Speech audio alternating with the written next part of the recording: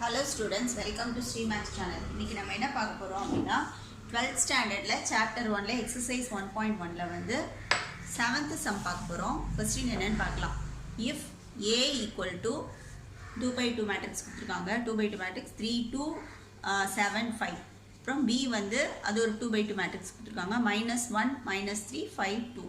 Verify that AB of whole inverse AB to the power whole inverse equal to B inverse into A inverse நம்ம prove பண்ணணும். சரி, நம்ம இப்போ வந்து A matrix எடுத்துருக்கிறேன்.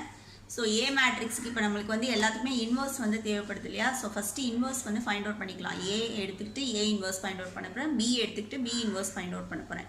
First inverse exist ஆகுதான்னு நம்ம ஃபைண்ட் அவுட் பண்ணோம் இல்லையா? இன்வர்ஸ் எக்ஸிஸ்ட் ஆகுதான்னு எப்படி ஃபைண்ட் அவுட் பண்ணுறதுன்னா, டிட்டர்மினன்ட் ஆஃப் A வந்து ஃபைண்ட் அவுட் பண்ணோம். அது 0 வரல அப்படின்னா not equal to 0 னா எக்ஸிஸ்ட் ஆகுதுன்னு அர்த்தம். சரி, இப்போ வந்து ஃபஸ்ட்டு A கொடுத்துருக்க A மேட்ரிக்ஸ் எழுதியாச்சு. இதுக்கு வந்து இன்வர்ஸ் எக்ஸிஸ்ட் ஆகுதான்னு செக் பண்ண போகிறோம். ஸோ டிட்டர்மினன்ட் ஆஃப் A வந்து ஃபைண்ட் அவுட் பண்ணுறோம். ஸோ இந்த leading diagonal minus this minor diagonal multiply பண்ணிவிட்டு ரெண்டையும் சப்ராக்ட் பண்ணணும். 3 5s are 15 minus 7 2 7s are 14. So 15 minus 14 வந்து 1 வருது. ஸோ டிட்டர்மினன்ட் ஆஃப் A வந்து 1 0 இல்லை, அப்போ A இன்வர்ஸ் வந்து எக்ஸிஸ்ட் ஆகுதுன்னு அர்த்தம். ஸோ அதே மாதிரி B இன்வர்ஸ் வருதான்னு பார்க்கலாம். கொடுத்துருக்க மேட்ரிக்ஸ் B மேட்ரிக்ஸ் கொஸ்டினில் கொடுத்துருக்கதை எழுதிட்டேன். இப்போ வந்து டிட்டர்மினன்ட் ஆஃப் B வந்து ஃபைண்ட் அவுட் பண்ணும். டிட்டர்மினன்ட் ஆஃப் B வந்து ஸோ இந்த ரெண்டு டயக்னலையும் மல்டிப்ளை பண்ணி சப்ராக்ட் பண்ணுங்கள். ஃபஸ்ட்டு டயக்னல் வந்து -1 × 2 வந்து -2, அப்புறம் வந்து 5 × -3 வந்து -15. நடுவில் ஒரு சப்ராக்ஷன் சிம்பிள் வரும் இல்லையா? இங்கே ஒரு சப்ராக்ஷன் வருது. ஸோ அப்போ மைனஸ் இன்ட்டு மைனஸ் வந்து ப்ளஸ் ஆகிடும். ஸோ அப்போ +15 -2 ரெண்டு ஆப்போசிட் சைன் இருக்கிறதுனால சப்ராக்ட் பண்ணுங்கள். 15 - 2 வந்து 13, பாசிட்டிவ் மோராக இருக்கிறதுனால ப்ளஸ்ஸு. ஸோ 13 வந்து நாட் ஈக்குவல் டு 0 வந்ததுனால B இன்வர்ஸும் எக்ஸிஸ்ட் ஆகுதுன்னு அர்த்தம். ஸோ இப்போ A இன்வர்ஸ் B இன்வர்ஸ் ரெண்டுமே எக்ஸிஸ்ட் ஆகுது.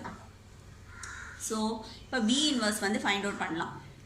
B இன்வர்ஸோடைய ஃபார்முலா என்ன? 1 / determinant of A × adjoint of B.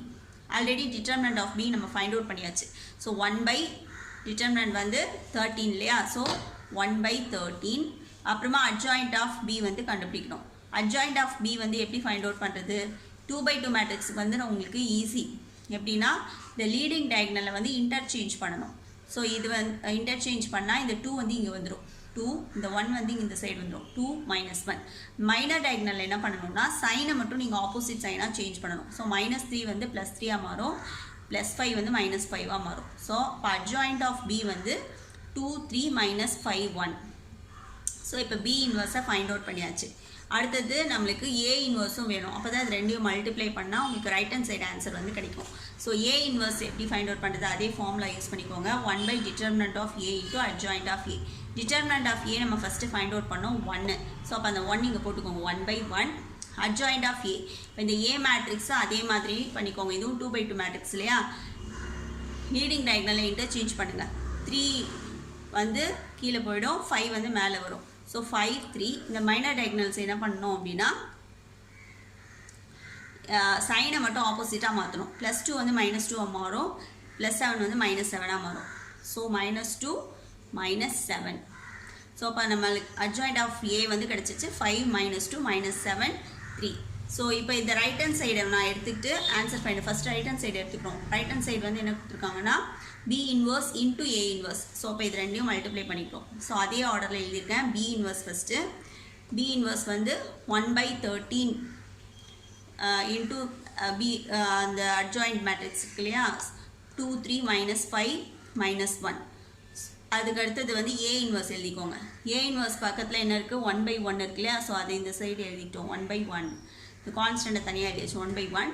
அப்புறமா A இன்வர்ஸுடைய அட்ஜாயிண்ட் இருக்குது. ஸோ அதை இங்கே எழுதிக்கோங்க. 5 - 2 -7 -3. ஃபஸ்ட்டு B இன்வர்ஸ், அப்புறம் A இன்வர்ஸ் எழுதியாச்சு. இப்போ நீங்கள் என்ன பண்ணணும்னா, மல்டிப்ளை பண்ணுங்கள். 1/13 இது இன்ட்டு 1 மல்டிப்ளை பண்ணால் அதே தான் வரும். 1/13 தான் வரும். ஸோ இப்போ இதை மல்டிப்ளை பண்ணும்போது first row into first column multiply பண்ணி ஆட் பண்ணணும். ஸோ இப்போ இதோட ஃபஸ்ட் எலிமெண்ட் இதோட ஃபஸ்ட் எலிமெண்ட் மல்டிப்ளை பண்ணிக்கோங்க. 2 5s are 10. இந்த ஃபஸ்ட் எலிமெண்ட்டும் இந்த ஃபஸ்ட் எலிமெண்ட்டும் 3 × -7 வந்து -21. அதை அப்படியே போட வேண்டியதான். ஏன்னா இங்கே நடுவில் ப்ளஸ் போட்டாலும் அந்த மைனஸும் ப்ளஸும் மைனஸாக தான் மாறப்போகுது. நீங்கள் திரும்பவும் பண்ண வேணாம், என்ன சைன் வருதோ அதை அப்படியே போடுங்க. இப்போ இந்த ஃபஸ்ட் ரோவும் செகண்ட் காலமும் பண்ண போகிறோம். ஸோ ஒவ்வொன்றா மல்டிப்ளை பண்ணிக்கலாம். இந்த ஃபஸ்ட்டும் இந்த ஃபஸ்ட் எலிமெண்ட்டும் பண்ணுங்கள். 2 × -2 வந்து -4, அப்புறமா 3 × 3 வந்து +9. அடுத்தது இந்த செகண்ட் ரோ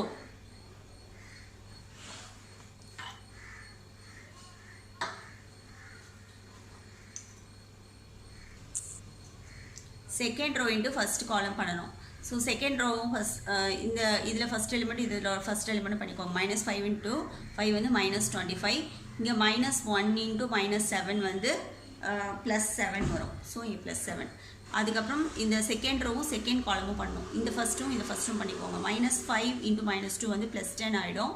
அப்புறமா இங்கே -1 × 3 வந்து -3 ஆகிடும். இப்போ இதை சிம்பிளிஃபை பண்ணிக்கலாம்.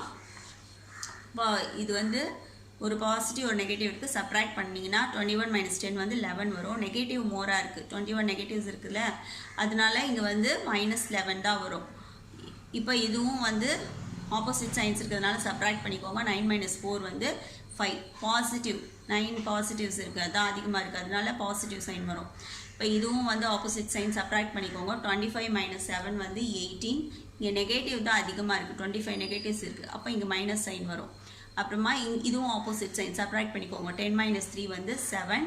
பாசிட்டிவ்ஸ் தான் அதிகமாக இருக்குது, 10 பாசிட்டிவ்ஸ் இருக்குது, அப்போ இங்கே +7 வரும்.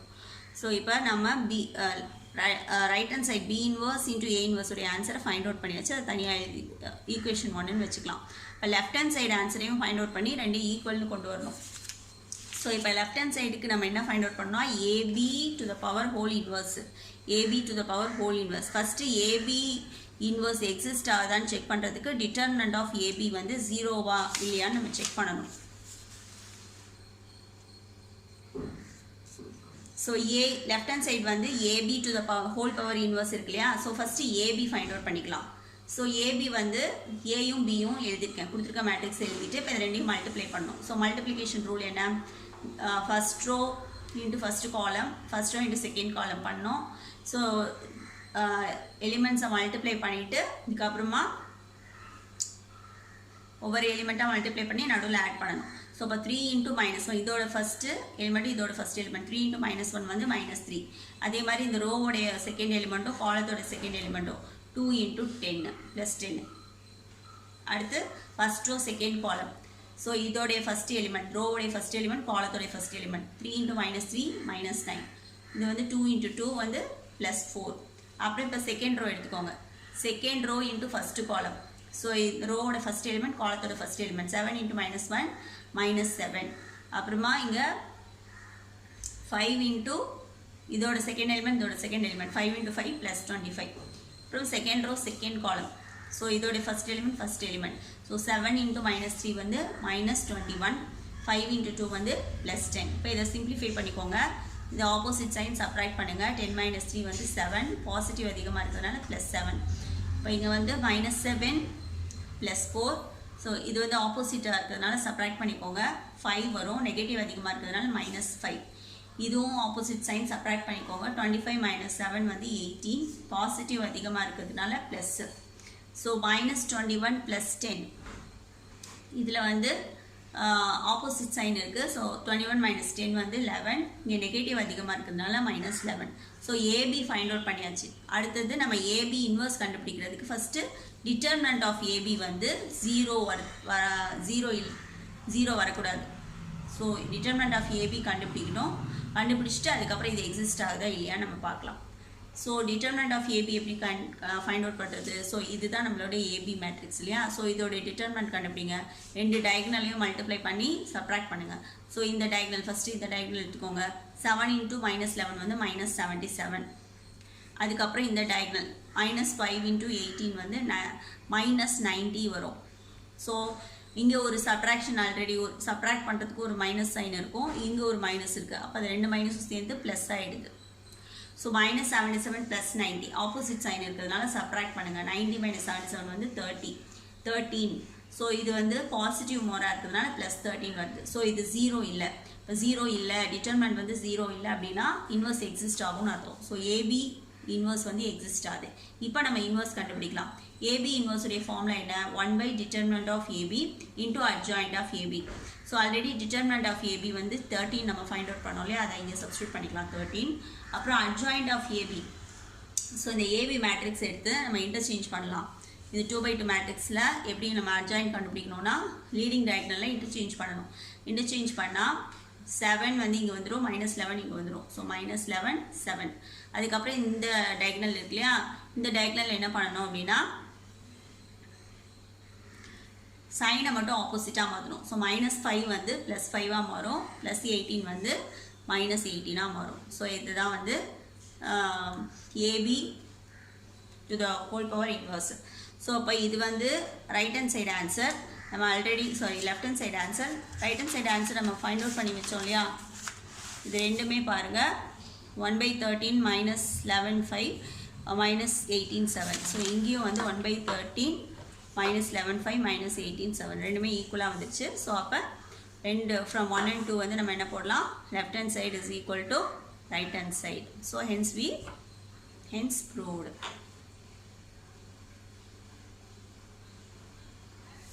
That's all this sum. Thank you.